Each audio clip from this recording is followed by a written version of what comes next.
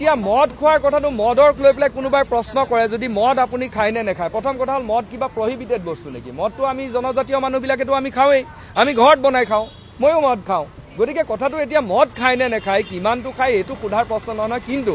আমাৰতো মানে কথাটো হ'ল জুবিন গাৰ্গক যেতিয়া মদ খুৱায় তেওঁক হত্যা কৰাৰ কাৰণে অতিৰিক্ত পৰিমাণৰ 333 ml পাৰ মানে মিলিগ্ৰাম পাৰ আপোনাৰ 100 ml ব্লাড যিটো ধৰা পৰিছিল তেওঁ মদ খুৱাই মানে এটা একেবাৰে ষড়যন্ত্ৰ পৰিকল্পিতভাৱে তেওঁক এটা ষড়যন্ত্ৰ কৰি পেলাই ছিংগাপুৰত তেওঁক হত্যা কৰা হৈছে যাতে অসমৰ ৰাইজে যাতে বা আমাৰ গোটেই ন্যায়িক যিটো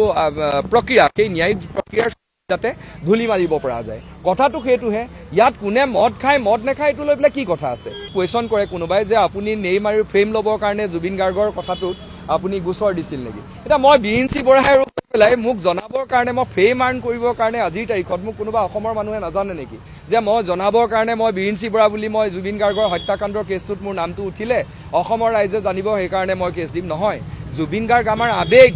আমাৰ সৰ্বস্ব অসমীয়াৰ চিনাকি গতিকে সেই জুবিন গাৰ্গে যাতে ন্যায় পায় তাৰ কাৰণে আমি যিটো কেছ দিছোঁ তাত অন্য কথা নাই সেইখিনি কথাই আমি কৈছোঁ আৰু যিমানেই যি যত্ন নকৰক কিয় আমিতো চাওক ইতিমধ্যে আমি সাক্ষ্য প্ৰদান কৰিছোঁ